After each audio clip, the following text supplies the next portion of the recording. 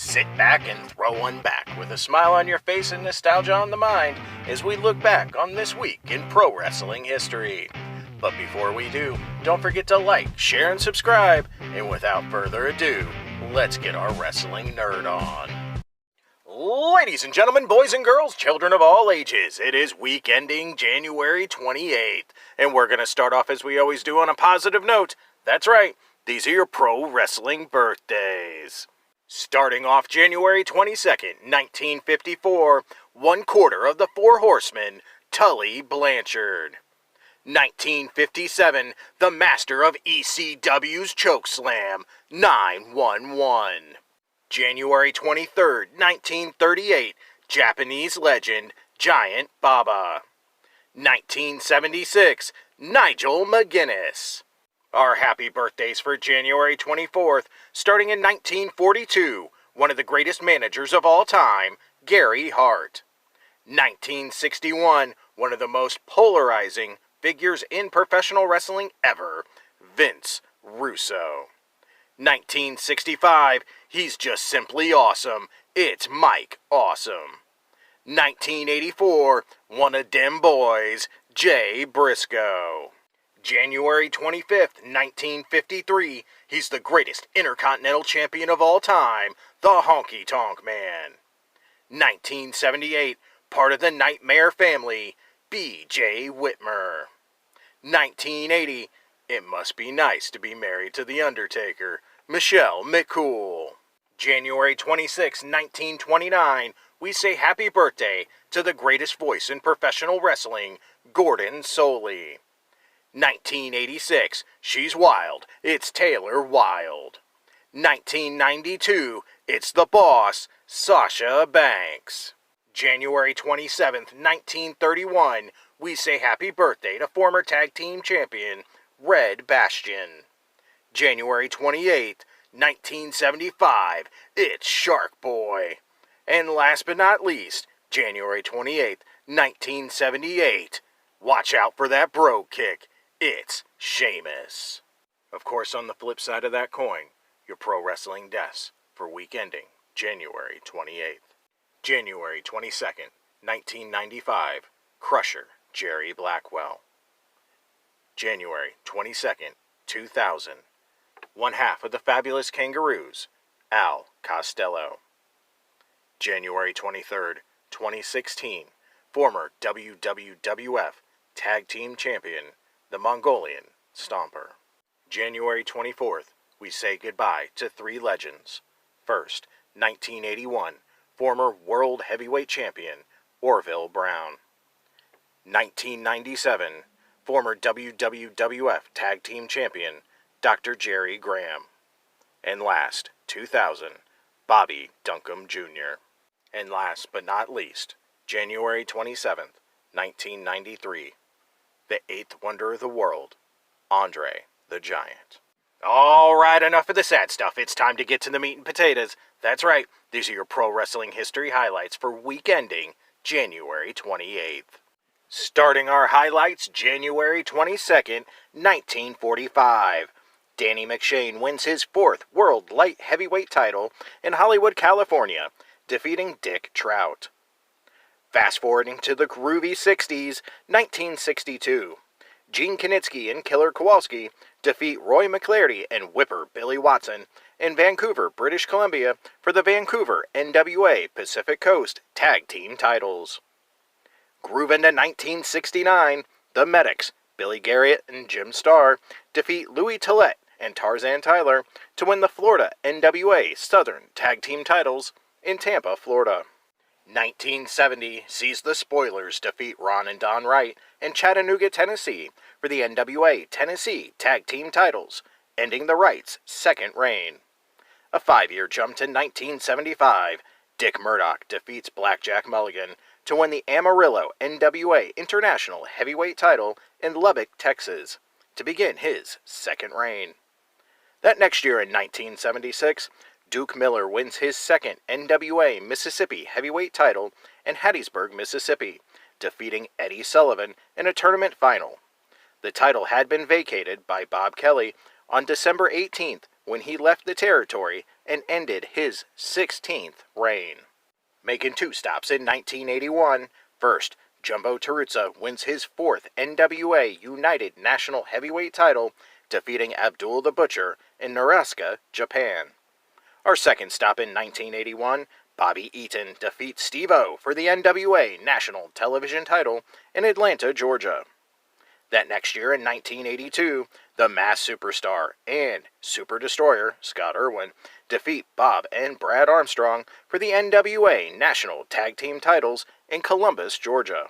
1983, Don Morocco pinned WWF Intercontinental Champion Pedro Morales after Morales injured his knee and gave out while attempting a power slam, and Morocco fell on top to win the title.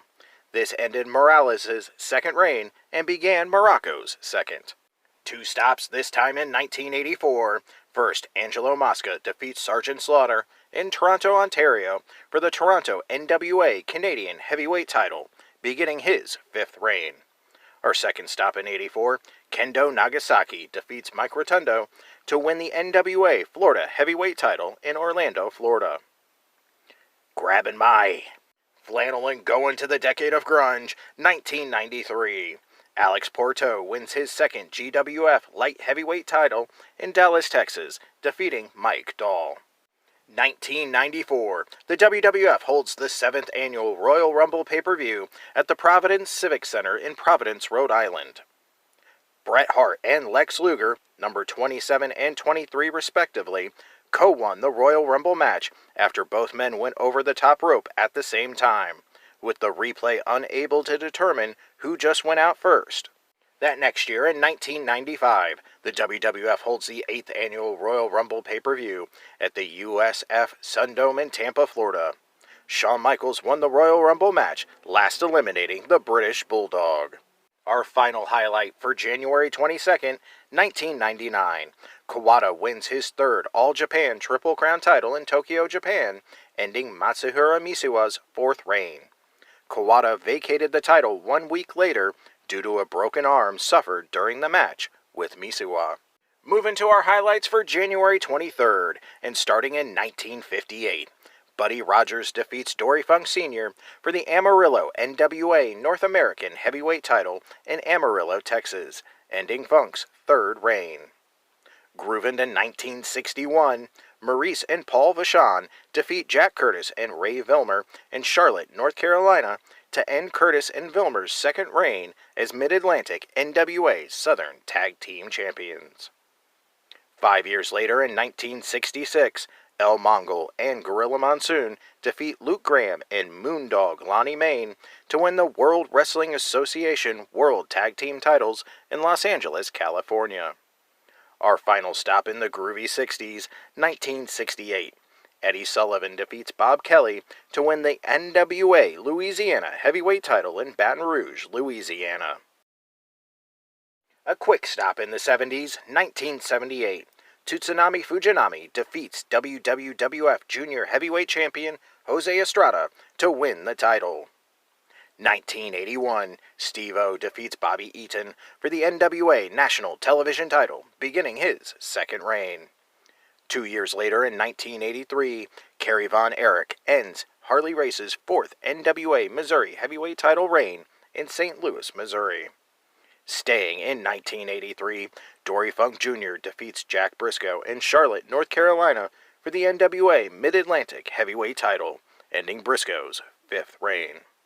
1984, Hulkamania is born as Hulk Hogan defeats the Iron Sheik for the WWF Heavyweight title.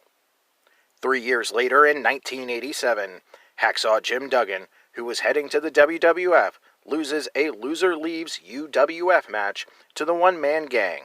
As a result, Duggan and Terry Taylor were forced to vacate the UWF World Tag Team titles. Our final stop in the 80s, 1988. Mike George defeats Dick Slater in a tournament final in Kansas City, Kansas, to become the first World Wrestling Alliance World Heavyweight Champion. The World Wrestling Alliance was created when promoter Bob Geigel left the NWA in 1987. The WWA closed that same year. Only one other person would hold the title, Masahiro Chono. Headbanging it to the 90s, 1991, the Liverpool lads, Robbie Brookside and Doc Dean, defeat the Superflies, Ricky Knight and Jimmy Ocean, to win the British Tag Team titles in Bath, England. 3 years later in 1994, the Rock and Roll Express, Robert Gibson and Ricky Morton, defeat Ron and Don Harris for the USWA Tag Team titles in Morristown, Tennessee, ending the Harrises' fourth reign. 1995, the Smoking Guns, Billy and Bart, defeat the WWF Tag Team Champions, the 1-2-3 Kid and Bob Holly, when Billy pinned Holly after the Sidewinder to win the titles. Our final stop for January 23rd, 1996. WCW held Clash of the Champions 32 live in Las Vegas, Nevada at Caesars Palace, airing on TBS. The show featured the return of Miss Elizabeth to wrestling after a 3-year absence, as she appeared in the corner of Hulk Hogan and ex-husband Randy Savage in the main event. In that main event, Ric Flair and the Giant defeated Hulk Hogan and WCW Heavyweight Champion Randy Savage when Flair pinned Savage after hitting him with a foreign object given to him by Jimmy Hart. Starting our January 24th highlights in 1963, Lou Thesz defeats Buddy Rogers in Toronto, Ontario to win the NWA World Heavyweight title for a third time. However, Northeast promoters refused to recognize the title change since it was a one-fall match. Title matches back then were 2 out of 3 falls. This caused them to break away from the National Wrestling Alliance to form a new organization, the Worldwide Wrestling Federation. An interesting side note, Thesz beat Rogers in a 3 falls rematch on February 7, 1963 in Toronto, a result often forgotten. The real reason for the split was because the Northeast promoters, Toots Mott and Vince McMahon Sr., controlled Buddy Rogers' bookings and wanted to keep Rogers and the title in the Northeast. Rogers was not immediately named WWF World Heavyweight Champion. He would not be declared champion until April 29, 1963, having won a fictional tournament in Rio de Janeiro, Brazil. Rogers would then drop the title a month later to Bruno Sammartino in less than a minute. Making 2 stops in 1968, first, Danny Hodge defeats Lou Thesz for the International Pro Wrestling World Heavyweight title in Tokyo, Japan. Our second stop in 68, Clayton Thompson defeats Mike McManus to win the British middleweight title in London, England, beginning Thompson's second reign.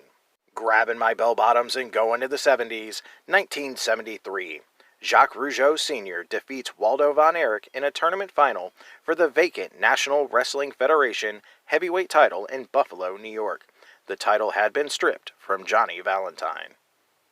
4 years later in 1977, Bill Dundee and Ricky Gibson defeat Dutch Mantell and David Schultz to win the Mid-American NWA Southern Tag Team titles in Memphis, Tennessee. Staying in 1977, Jim Breeks wins his 6th European lightweight title in Bradford, England, defeating Bobby Ryan.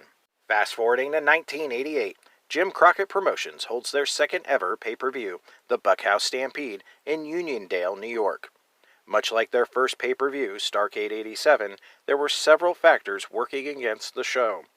The WWF once again provided competition, although not with a pay-per-view event. Instead, the WWF offered the first Royal Rumble on the USA Network opposite the pay-per-view. Also, Jim Crockett Promotions held the event outside of their usual strongholds in the South, infuriating fans that were already insulted by Starrcade being held in Chicago the previous year. On top of that, the ticket snafu resulted in many tickets being printed with incorrect start times. A majority of the fans walked into the building during the next-to-last match on the show, and the entire card was under 2 hours long, annoying the live audience. The main event saw Dusty Rhodes win the Steel Cage Buckhouse Stampede Battle Royal, last eliminating the Barbarian. Meanwhile, the first Royal Rumble was won by Jim Duggan, entering from the 13th spot, last eliminating the one-man gang. Moving to 1992, Eddie Gilbert defeats Terry Garvin for the vacant GWF television title in Dallas, Texas. The title was held up a week earlier after a match between them. This began Gilbert's second reign. That next year in 1993, the WWF holds the 5th annual Royal Rumble pay-per-view at the Arco Arena in Sacramento, California. Number 27th entrant Yokozuna last eliminated number 30 entrant Randy Savage to win the Royal Rumble match. 5 years later in 1998, WCW held its second annual sold-out pay-per-view at the Hara Arena in Dayton, Ohio. The main event sees Lex Luger defeat Randy Savage by submission with a torture rack. Our final stop for January 24th, 1999. The WWF holds the 11th annual Royal Rumble pay-per-view at the Arrowhead Pond in Anaheim, California. Number 2 entrant Vince McMahon won the Royal Rumble, last eliminating number 1 entrant Steve Austin. Starting our highlights for January 25th in 1949. Lee Hennig wins his 4th San Francisco NWA Pacific Coast heavyweight title, ending the 10th reign for Sandor Savo in San Francisco, California. That next year in 1950, Yvonne Robert defeats Whipper Billy Watson to win the Toronto NWA British Empire heavyweight title. 4 years later in 1954, Wilbur Snyder and Sandor Sabo defeats Lord James Blears and John Tolos to become the first NWA International Television Tag Team Champions in Hollywood, California. 1961 sees Sam Steamboat defeat Dick Hutton for the NWA Hawaii Heavyweight title in Honolulu, Hawaii. 2 years later in 1963, Buddy Rogers makes his first defense of the WWF World Heavyweight title, defeating Bobo Brazil in New Haven, Connecticut. That next year in 1964, Dominic DeNucci defeats Ray Stevens for the San Francisco NWA United States Heavyweight title in San Francisco, California, ending Stevens' 4th reign. Grabbing my bell-bottoms and going to the 70s, 1972. Dean Ho and Fritz Von Erich defeat Thunderbolt Patterson and Johnny Valentine for the NWA America Tag Team titles in Dallas, Texas. Staying in 1972, El Mongol wins his 8th NWA Georgia Heavyweight title, defeating Buddy Colt in Macon, Georgia, ending Colt's 3rd reign. At the same event, Flash and Rocket Monroe defeat Bob Armstrong and Bill Dromo for the NWA Macon Tag Team titles. Making 2 stops in 1978, Championship Wrestling from Florida hosted the Super Bowl of Wrestling at the Orange Bowl in Miami, Florida, with 12,000 fans attending. The main event sees WWF World Heavyweight Champion Superstar Billy Graham and NWA World Heavyweight Champion Harley Race fighting to a 60-minute time limit draw in a 2 out of 3 falls match to unify the titles. Gorilla Monsoon and Don Curtis were the alternating special referees for the match. Graham defeated Race by submission with a bear hug in the first fall, and Race pinned Graham with a suplex from the apron into the ring for the second fall. The time limit expired during the 3rd fall, just as the count began for Race having Graham covered after knocking him out with a sleeper hold. Our second stop in 78, the Dynamite Kid wins the British welterweight title in Preston, England, defeating Jim Breeks, ending his 4th reign. Jump into 1986, Jerry Lawler defeats Lars Anderson in Singapore for the NWA Polynesian Wrestling Polynesian Pacific Heavyweight title. Say that 5 times fast. Headbanging it into the decade of grunge, 1991, the USWA held a 12-man tournament for the vacant Texas Heavyweight title in Dallas, Texas, at the Sportatorium. This show took place shortly after the USWA took over the world-class territory. In that tournament final, Bill Dundee defeated Gary Young to win the vacant USWA Texas Heavyweight title. 2 years later in 1993, Ron and Don Harris win their 2nd USWA Tag Team titles, defeating Jeff Jarrett and Jerry Lawler in a tournament final in Memphis, Tennessee. A 2-year jump this time to 1995, WCW holds Clash of the Champions 30 at Caesars Palace in Las Vegas, Nevada. The main event sees WCW World Heavyweight Champion Hulk Hogan and Randy Savage defeat The Butcher and Kevin Sullivan when Hogan pins The Butcher. Our final stop for January 25th, 1997. WCW holds the first annual sold-out pay-per-view, with a main event of WCW World Heavyweight Champion Hollywood Hulk Hogan fighting the Giant to a no contest to retain the title after other members of the NWO came out and attacked the Giant. Starting our January 26 highlights in 1979, Seiji Sakigaki defeats Johnny Powers in Yokohama, Japan to win the NWF North American Heavyweight title, ending Powers' sixth and final reign with the belt. 1987, at a WWF television taping in Tampa, Florida at the Sundome, the Hart Foundation, Bret Hart and Jim Neidhart, defeat the British Bulldogs, Dynamite Kid and Davey Boy Smith, to win the WWF Tag Team Championships. During the same taping, 3 editions of Piper's Pit were taped. In the first, Andre the Giant turned heel, revealing Bobby Heenan to be his new manager and challenging Hulk Hogan to a title match, tearing off Hogan's shirt and crucifix.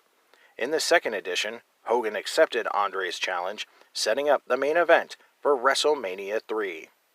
In the third edition, Roddy Piper revealed that he would retire following his match with Adrian Adonis at WrestleMania 3. Also, in a lesser-remembered moment, Outback Jack, WWF's Crocodile Dundee-like character, made his WWF television debut, defeating Steve Lombardi with a boomerang clothesline. A 9-year leap to 1996. Conan defeats Piedras Jr. in Mexico to become the first International Wrestling All-Stars World Heavyweight Champion. He would also be the last champion, as the title was later abandoned. And our final stop for January 26, 1999, prior to the addition of Raw in Tucson, Arizona, the WWF filmed an empty arena match in which Mankind pinned The Rock with a wooden pallet on a forklift to win the WWF World Heavyweight title. The match was to air on January 31st as a halftime heat special, set up to air during halftime of the Super Bowl. Jumping in the Wayback Machine and starting our January 27th highlights in 1904. Frank Gotch defeats Tom Jenkins in Bellingham, Washington to win the American Heavyweight title, ending Jenkins' second reign. Moving to 1916, Joe Stetcher defeats the Masked Marvel to retain the World Heavyweight title in 2 straight falls at Madison Square Garden in New York City, New York. The Masked Marvel unmasked as Mort Henderson.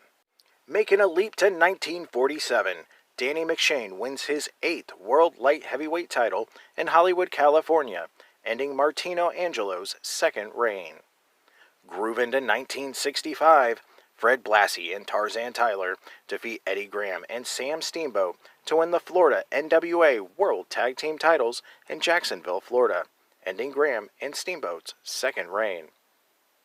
Grabbing my bell-bottoms and going to the 70s, 1972. Boris Malenko wins the NWA Florida Brass Knuckles title for a 7th time, defeating Bobby Duncombe in Tampa, Florida, ending his second reign.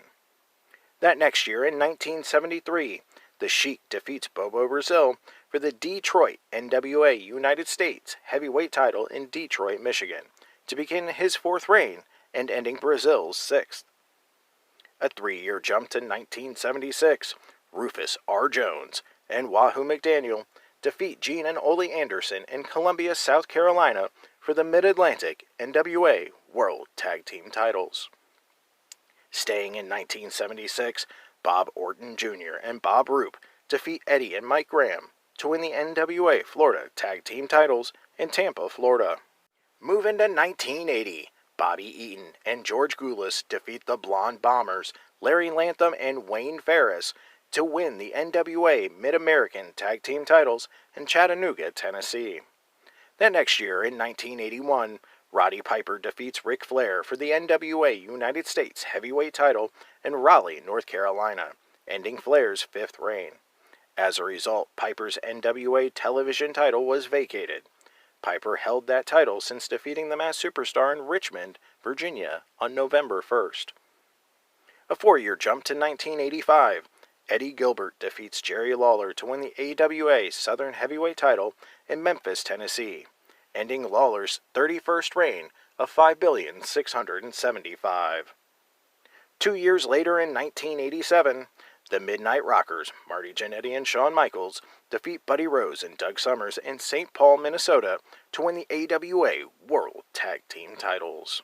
1992, the WWF tapes the 30th edition of Saturday Night's Main Event, with a main event of Hulk Hogan and Sid Justice defeating The Undertaker and WWF champion Ric Flair by disqualification when Flair pushed the referee down as Hogan was being double-teamed.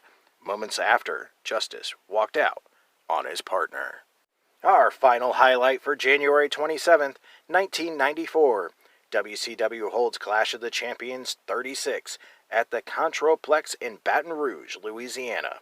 The main event sees Sting and WCW World Heavyweight Champion Ric Flair defeat Rick Rude and Vader in an elimination match when Flair and Vader were both counted out and Sting pinned Rude to win. And moving to our final date for the week, January 28th.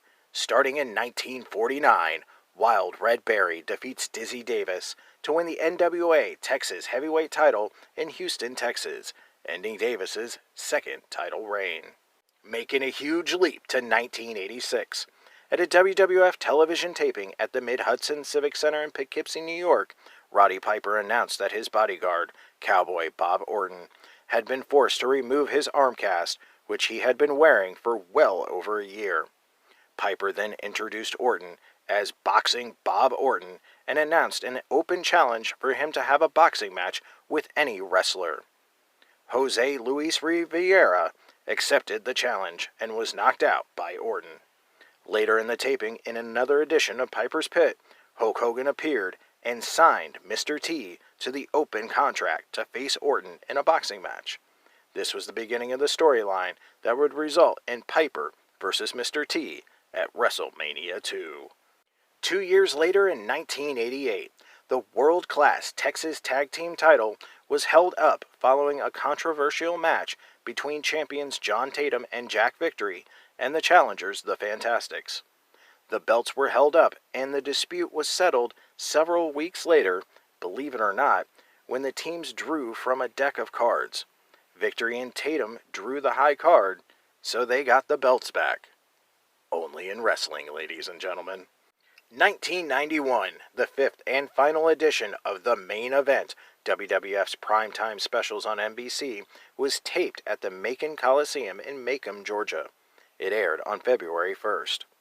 The Main Event sees Hacksaw Jim Duggan defeating WWF World Heavyweight Champion Sergeant Slaughter via disqualification when Slaughter used a chair. Hogan tried to make the save, but was also beaten down with the chair by Slaughter and manager General Adnan. WWF President Jack Tunney announced that Hulk Hogan was the #1 contender for the WWF World title and would be facing Sergeant Slaughter at WrestleMania 7. Hogan then gave an interview about how he was going to win the title and dedicate it to the U.S. troops involved in the Operation Desert Storm. On the same show, where the main event was taped, WWF held their syndicated television taping, which included the debut of Paul Bearer, aka Percy Pringle, as the manager of The Undertaker. It also featured the final edition of the Brother Love show, as the Ultimate Warrior destroyed the set and beat up Brother Love after Love claimed Randy Savage would defeat the Warrior at WrestleMania.